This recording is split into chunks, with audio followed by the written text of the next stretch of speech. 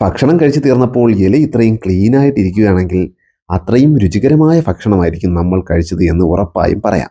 നമ്മൾ നിങ്ങളെ കൊണ്ടുപോകുന്ന കടമാൻകോട്ടയിലേക്കുള്ള ഈ കൊച്ചു ഹോട്ടലിലേക്കാണ്. വളരെ കുഞ്ഞു ഹോട്ടലാണെങ്കിലും ഭക്ഷണത്തിന്റെ കാര്യത്തിലും രുചിയുടെ കാര്യത്തിലും നോ കോംപ്രമൈസ്.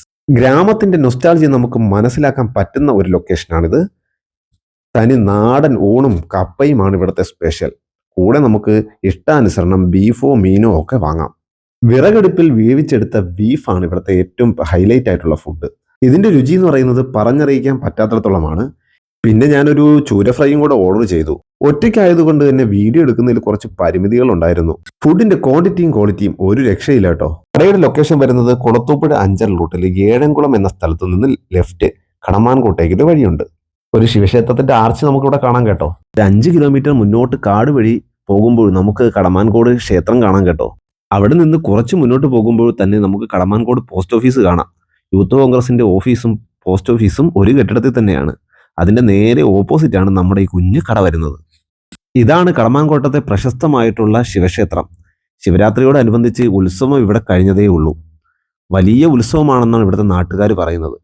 ഇവിടെ വലിയൊരു കുളവും കുതിരയെടുപ്പും എല്ലാം ഉണ്ടായിരുന്നു. അടുത്ത വർഷത്തെ ഇവിടുത്തെ ഉത്സവത്തിൽ പങ്കെടുക്കണമെന്ന് കരുതുന്നു. കാട്ടിനകത്തൂടെയുള്ള ഇങ്ങോട്ടേക്കുള്ള യാത്ര വളരെ രസകരമായിരുന്നു. ഞാൻ എൻ്റെ ഒരു സുഹൃത്തിനെ വിളിച്ചപ്പോൾ അവൻ പറഞ്ഞ വേറൊരു വഴിയിലൂടെ ഉൾക്കാട്ടിനിടയിലൂടെ യാത്ര ചെയ്യാൻ എനിക്ക് ഭാഗ്യം കിട്ടി. ഇതിൻ്റെ ഇടയിൽ കൂടെ മൃഗങ്ങൾ വരുമോ ഇല്ലയോ എന്നൊന്നും എനിക്കറിയില്ല. എന്തായാലും നടപ്പാതയൊക്കെ ഇവിടെ ഒരുക്കിയിട്ടിട്ടുണ്ട്. പിന്നെ എനിക്ക് ഏറ്റവും അത്ഭുതം തോന്നി എന്താന്ന് വെച്ച് കഴിഞ്ഞാൽ, ഈ യാത്രയിൽ ഞാൻ എടുത്ത വീഡിയോ പിന്നീട് കണ്ടപ്പോഴത്തേക്ക് എനിക്ക് തന്നെ എന്നോട് അസൂയ തോന്നുന്ന രീതിയിലായിരുന്നു. പണ്ട് കാലത്ത് വീഡിയോ എടുക്കാനൊക്കെ ഞാൻ വളരെ വീക്കായിരുന്നു. പക്ഷേ ഒറ്റയ്ക്ക് പോകുന്ന ഇങ്ങനെയുള്ള യാത്രകളിലൂടെ നമ്മൾ എടുക്കുമ്പോഴാണ് നമ്മുടെ ഉള്ളിലെ ചിന്തകളൊക്കെ മാറി മറിയുകയും വീഡിയോയ്ക്ക് ഒരു സൗന്ദര്യം കിട്ടുകയൊക്കെ ചെയ്യുന്നത്. കാടിന്റെ ഭംഗി ഒപ്പിയെടുക്കാൻ കഴിഞ്ഞിട്ടുണ്ട് എന്നാണ് എനിക്ക് തോന്നുന്നത്.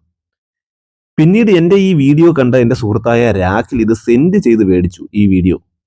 അപ്പോൾ എനിക്ക് മനസ്സിലായി എൻ്റെ വീഡിയോയിൽ എന്തെങ്കിലുമൊക്കെ ഉണ്ട് എന്ന്. അതുകൊണ്ട് തന്നെയാണ് ഈ വീഡിയോയും കൂടെ ഇതിൻ്റെ അകത്ത് നിങ്ങൾക്ക് വേണ്ടി ഉൾപ്പെടുത്തുന്നത്. ചിലപ്പോൾ ചിലർക്കൊക്കെ ഇത് ബോറായി തോന്നും. കാര്യം ചുമ്മാ കാട്ടിലൂടെയുള്ള യാത്രയല്ലേ ഈ വീഡിയോയിൽ ഇടുന്നുള്ളൂ, അതിൻ്റെ അകത്ത് വേറെ എന്തോ ഉള്ളത് ഒന്നുമില്ല. അതിനിടയ്ക്ക് വേറൊരു സംശയം, ഈ റോഡിന്റെ സൈഡിൽ എന്തിനാണ് ഇങ്ങനെ കത്തിച്ചു വെച്ചിരിക്കുന്നത്?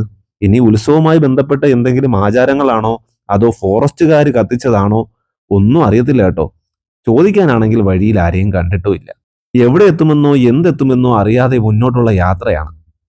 എന്തായാലും നല്ല ഫ്രെയിമൊക്കെ ആസ്വദിച്ച് മുമ്പോട്ട് പോകാൻ പറ്റി എന്നുള്ളത് തന്നെയാണ് ഈ യാത്രയുടെ സൗന്ദര്യം. ഓരോ യാത്രയും ഓരോ അനുഭവങ്ങളാണെന്നാണല്ലോ പറയുന്നത്. തീർച്ചയായിട്ടും ഈ യാത്ര വളരെ മനോഹരമായ വ്യത്യസ്തമായിട്ടുള്ള അനുഭവങ്ങളുള്ള യാത്രയായിരുന്നു. കാട്ടിലൂടെ ആരും കൂട്ടില്ലാതെ ഒറ്റയ്ക്ക് പോകുന്നത് അതൊരു പ്രത്യേക സുഖമാണ്. ഇനിയുള്ള കാലത്ത് നമ്മളെല്ലാവരും ഒറ്റയ്ക്കാണ് എന്നുള്ള ഒരു തോന്നലുണ്ട്. അതുകൊണ്ട് തന്നെ ഒറ്റയ്ക്ക് ഒരുപാട് സ്ഥലങ്ങൾ പോകണമെന്നുള്ള ഒരു തീരുമാനവും എടുത്തിട്ടുണ്ട്. ആ തീരുമാനത്തെ നിങ്ങൾ എങ്ങനെയൊക്കെ കാണുന്നു എന്ന് ഒന്ന് പറഞ്ഞു തരണേ. ഇതുപോലുള്ള ഫ്രെയിമുകൾ നല്ല ഫോട്ടോഷൂട്ടിനൊക്കെ പറ്റിയതാണ്. വേറൊരാൾ കൂടി ഉണ്ടായിരുന്നെങ്കിൽ ഇവിടെയൊക്കെ ഇറങ്ങി കുറേ ഫോട്ടോയൊക്കെ എടുക്കാമായിരുന്നു എന്നുള്ളൊരു പ്രശ്നം ഉണ്ട്. എങ്കിലും ഈ യാത്ര വളരെ നല്ല രീതിയിൽ തന്നെ ഞാൻ എൻജോയ് ചെയ്യുന്നുണ്ട്. കാടിന്റെ ഭംഗി ആവോളം ആസ്വദിക്കാൻ പറ്റി. ഇടയ്ക്ക് ആനയോ കാട്ടുപോത്തോ ഇറങ്ങിയിരുന്നെങ്കിൽ അതിന്റെ വീഡിയോയും കൂടി എടുത്ത് വൈറലാവാം എന്നുള്ള ഒരു ആഗ്രഹം ഉള്ളിലുണ്ട്. പക്ഷേ ഭാഗ്യമോ നിർഭാഗ്യമോ ആനയും കാട്ടുപോത്തും ഒന്നും വഴിയിൽ കണ്ടില്ല. മനോഹരമായ മറ്റൊരു യാത്രയുമായി വീണ്ടും കാണുന്നതുവരെ